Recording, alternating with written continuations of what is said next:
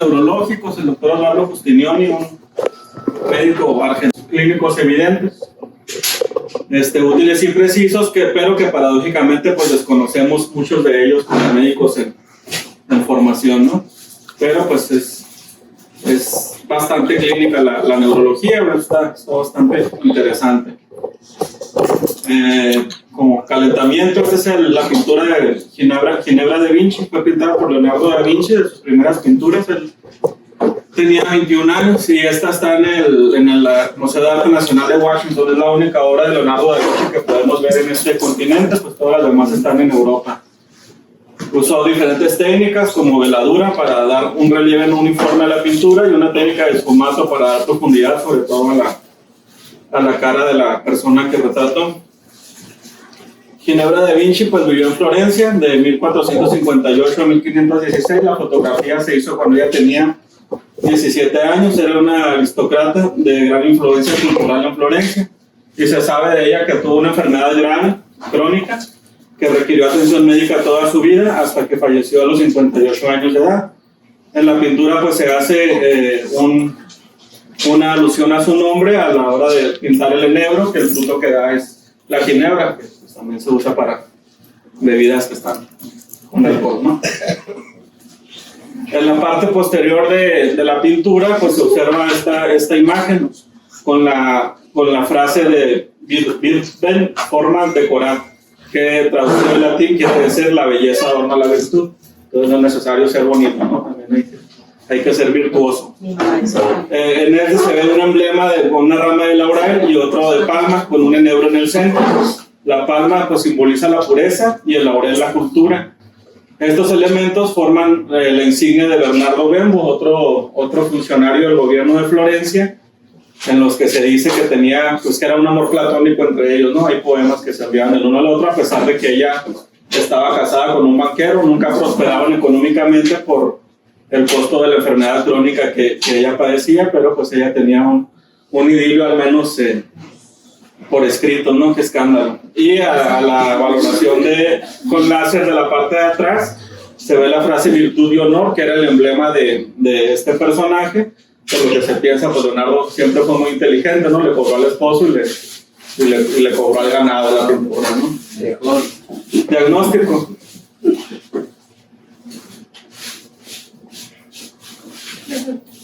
¿Cómo?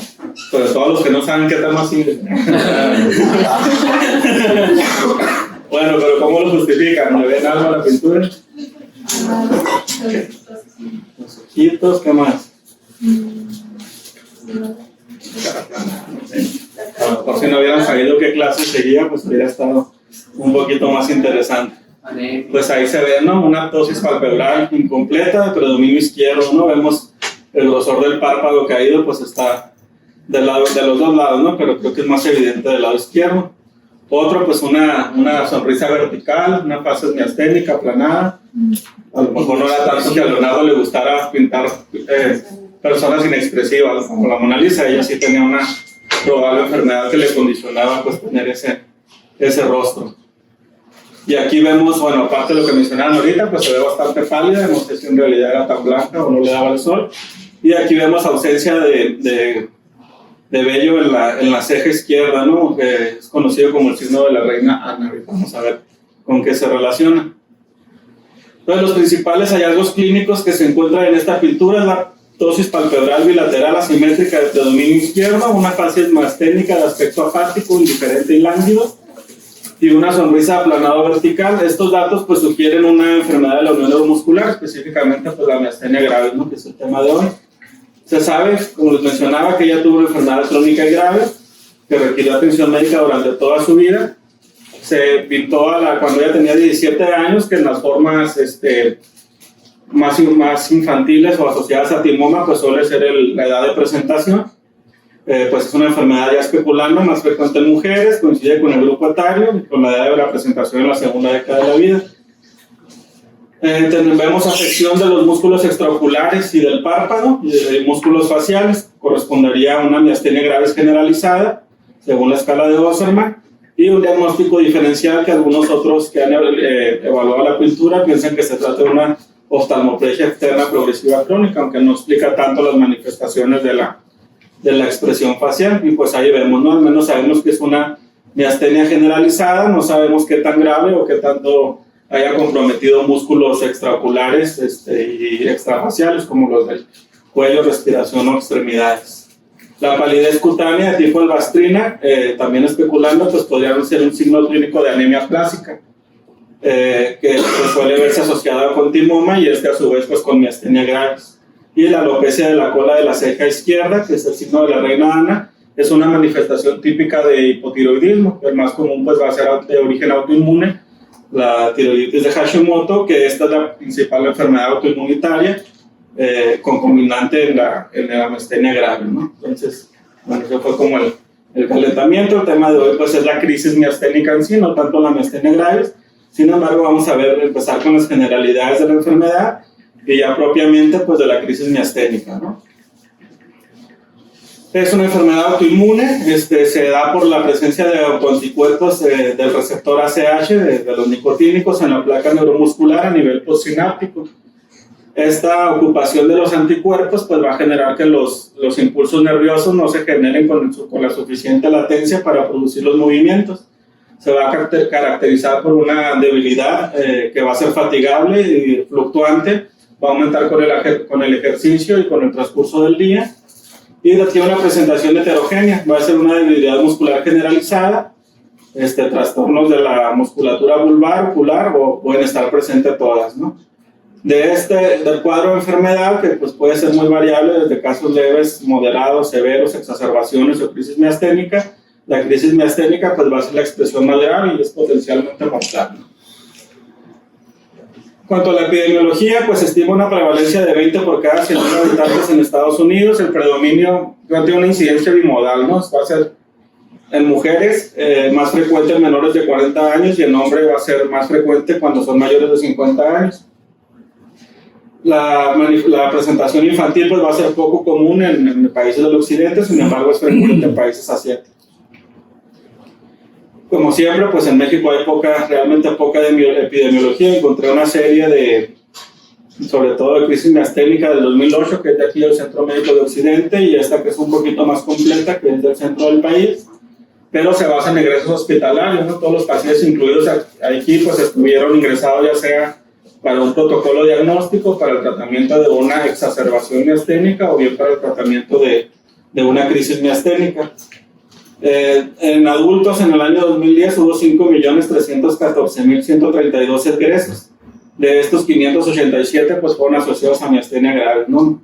Menos del 0.1%. Entonces, pues, baja la prevalencia de miastenia y baja la prevalencia de crisis miasténica, por lo que la mayoría de los estudios pues, no van a tener un número de población tan importante. El predominio de la edad fue de 30 a 61 años, el 60% fueron mujeres de 40 años y hombres el 40%, alrededor de los 50 años, pues coincidiendo con lo dicho anteriormente, ¿no? De la epidemiología global. La estancia hospitalaria promedio fue de 9 días, con una mediana de 6 días, y días que fueron desde 3 hasta los 11 días. Hubo 20 muertes, el 3.4%. El principal factor asociado en este estudio pues, fue la edad avanzada, pero pues también asociada a las comorbilidades, ¿no? Esta transición demográfica. Y los estados que más reportaron este tipo de casos pues, fueron Chiapas, Quintana Roo y Morelos. En cuanto a la etiología, pues primero que nada, pues individuos genéticamente susceptibles van a estar mayor afectados. En sí no tienen ninguna asociación autosómica ni dominante. Puede llegar a ser probable que en una misma familia haya 2 personas con miastenia gravis, pero el riesgo pues también es bajo, ¿no? No tienen ningún carácter autosómico. Y pues se han hecho diversos estudios de población con miastenia versus población sana, y pues se ha visto alteraciones sobre todo en genes que van a codificar la diferenciación de las células B, la presentación de anticuerpos y el sistema del complemento, que van a ser los principales mecanismos por los cuales se desarrolla la enfermedad. Y se han encontrado pues varios tipos de genes que la verdad pues todavía no tienen una implicación genética ni pronóstica, ¿no? Pues van a estar afectados principalmente 3 receptores musculares, los receptores de acetilcolina nicotínicos, que van a estar en la unión de la placa neuromuscular, el receptor MUSC y el receptor LPR4. Esto pues tiene importancia clínica porque no van a responder igual a los tratamientos, ¿no?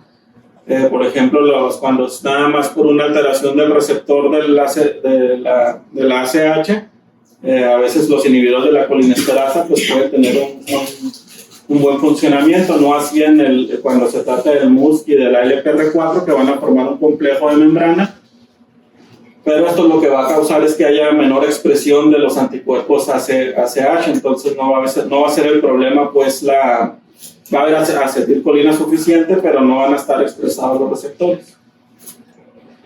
En base a la edad de presentación, pues se puede hacer una clasificación que también va a ser pronóstica. Sería la miastenia gravis de inicio temprano, con una edad de inicio menor a los 50 años, con hiperplasia tímica. Una miastenia de inicio tardío, mayores de 50 años, donde ya va a ser la atrofia tímica. La miastenia gravis sí asociada a timoma, la miastenia gravis con anticuerpos anti-MUSC, la miastenia gravis ocular o con síntomas solo de músculos perioculares, y la miastenia gravis seronegativa, ¿no? Donde los principales marcadores serológicos pues no van a ser detectables y se van a considerar como LPR4.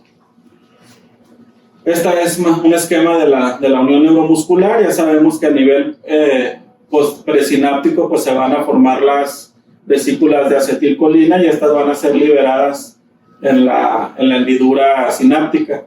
De aquí pues ya en la unión de la placa neuromuscular van a estar los receptores de ACH que les digo van a aumentar o disminuir su expresión según el complejo MUSC y LPR4. Y por ahí va a estar también la acetilcolinesterasa que va a estar degradando la acetilcolina que esté quedando remanente. Hay otros complejos como la rinodina y la timina que van a ser específicos para ciertos tipos de miastenia o que se alteran en otros síntomas, en otros cuadros diferenciales, ¿no? Que ya no serían tanto problemas de la unión de la placa, sino ya en sí problemas del músculo propiamente. Básicamente la fisiopatología pues va a variar un poquito dependiendo de cuál sea el receptor afectado. Cuando es el nicotínico, los anticuerpos generalmente van a ser de los subgrupos IG1 e IG3. Esto lo que van a hacer es alterar el sistema inmune y van a aumentar la expresión del complejo de ataque a membrana por medio de la vía del complemento C5. Van a generar un bloqueo de la unión neuromuscular, van a hacer inefectivo el acoplamiento de la acetilcolina con su receptor y además van a potenciar la endocitosis. Los receptores ya formados pues van a tender a internalizarse nuevamente hacia el espacio presináptico. Cuando la afección está en los receptores MUSC o LPR4, el subtipo pues va a ser una IG4, van a formar el complejo que les comentaba con arginina, LRP4 y el receptor MUSC, y esto va a hacer que haya una disminución en la expresión de ACH en la membrana postsináptica. Entonces esto va a ser insuficiente, la ACH circulante no va a generar el potencial adecuado pues porque no va a haber receptores cercanos. También dentro de los tipos de clasificación pues se va a clasificar igual, ¿no? Estas son todas las expresiones: inicio tardío, inicio temprano, manifestaciones de origen nada más ocular, pacientes con cuadro seronegativo, con MUSC positivo o LPR4 positivo o asociados a timoma.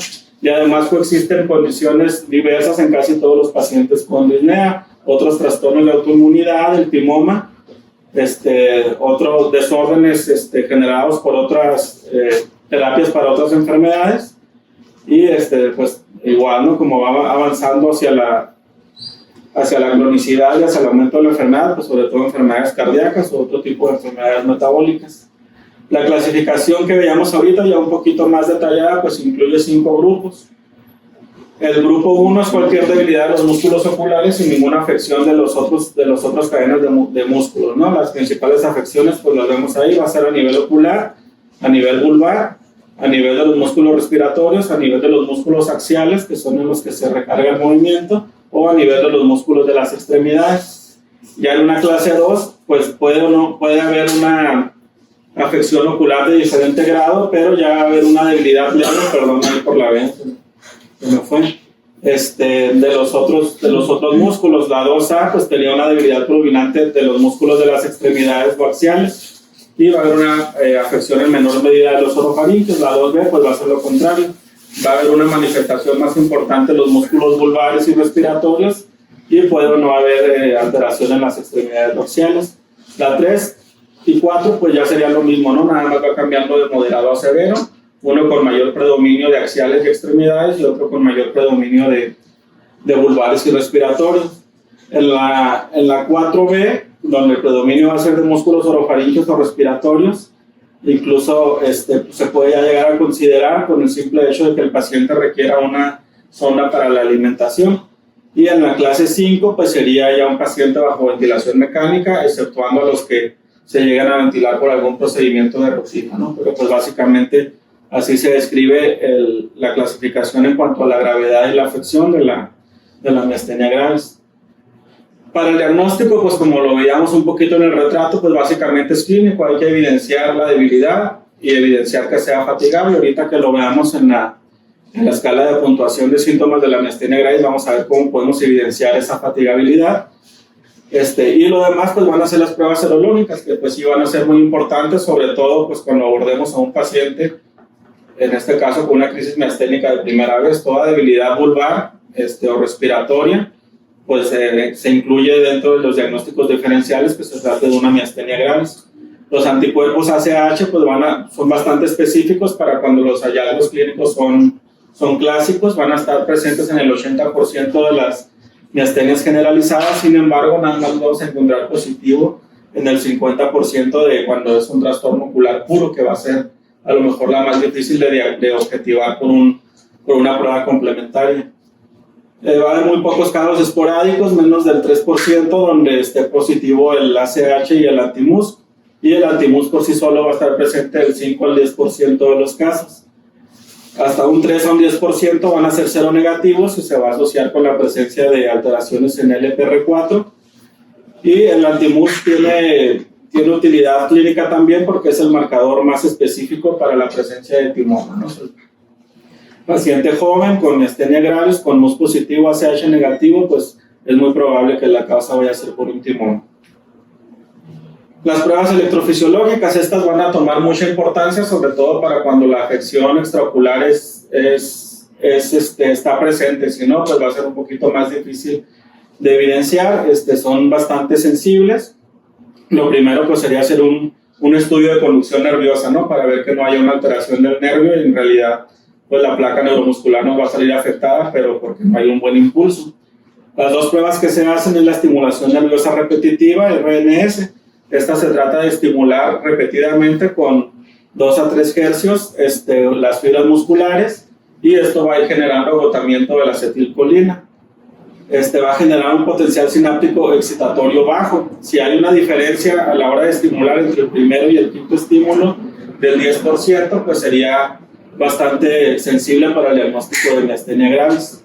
Y es más sensible aún la electromiografía de fibra única. Esta permite medir el potencial de acción de una fibra por separado, y al comparar dos fibras que sean dependientes de la misma placa, de la misma motoneurona, va a haber una diferencia entre el tiempo de inicio de cada uno, que nos va a dar una latencia que se va a llamar inestabilidad.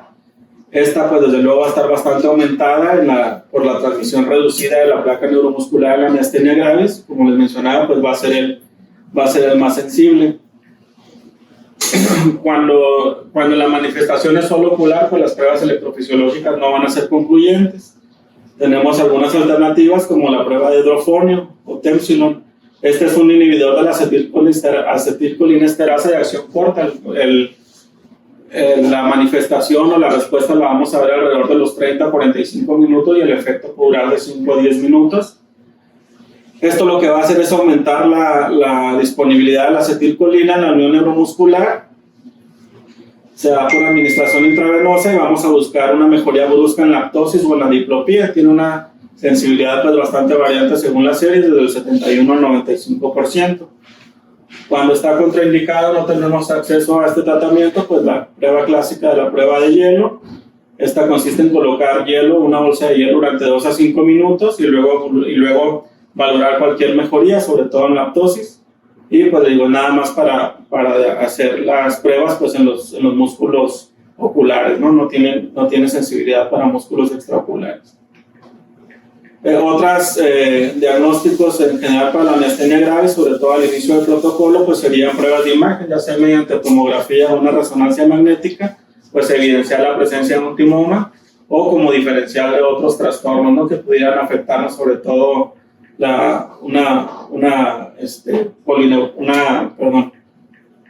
pues sí, alteraciones de la musculatura ocular o vulvar. Y además, como veíamos ahorita, pues se va a correlacionar con algunas enfermedades autoinmunes, por lo que pues se recomienda también un panel reumatológico, buscando que no esté asociado a otro tipo de enfermedad autoinmune. Ya hablando específicamente de la crisis miasténica, esta tiene una prevalencia global de 30 en 1 millón de habitantes. Obviamente, si tomamos nada más la población ya conocida con crisis miasténica, pues va a aumentar, ¿no? De 15 a 20 por cada 100,000 habitantes. Hasta un 20% de los pacientes van a tener una crisis miasténica al menos una vez en la vida. El riesgo de recurrencia de un paciente que ya tuvo una crisis a que vuelva a presentar otra es del 30%. Una crisis miasténica con riesgo de muerte que requiera ventilación mecánica va a tener una duración de hasta 2 semanas, ¿no? Con una mediana de 2 a 14 días, pero hasta un 20% van a requerir más de un mes. Esta persistencia de la ventilación mecánica pues se va a asociar a comorbilidades y a complicaciones adquiridas en la UCI que van a ser pues bastante frecuentes. Tiene una mortalidad de un 2 a un 5%, o algunas series hasta el 16%. Aquí varía mucho por que a veces no está bien definido qué es una exacerbación y una crisis. Las exacerbaciones pues se van a manejar en menor medida con ventilación mecánica y pues puede infraestimar la mortalidad. Si tomamos en sí como tal el diagnóstico de crisis como aquel que llega a requerir ventilación mecánica, pues la mortalidad sí va a ser, un poquito más real, ¿no? La edad de pico de la crisis se va a dar a partir de los 65 años de edad, pues esto va a condicionar que el paciente pues ya nos llegue también con bastante comorbilidades, muchas veces en descontrol y con síntomas asociados a efectos adversos del tratamiento que usa para la miastenia, que pueden ser inmunomoduladores, esteroides o la pididostigmina. La mortalidad en otras series ya revisadas en América Latina, aquí la fluctuaba entre un 5 y un 12%, también concluyen que el 20% va a tener al menos una crisis en su vida. Y bueno, aquí nos empiezan a dar el escenario de un paciente que llega pues con aumento de los síntomas de una miastenia gravis, que puede llegar a tener compromiso respiratorio y van a requerir una vigilancia estrecha, que la mayoría de los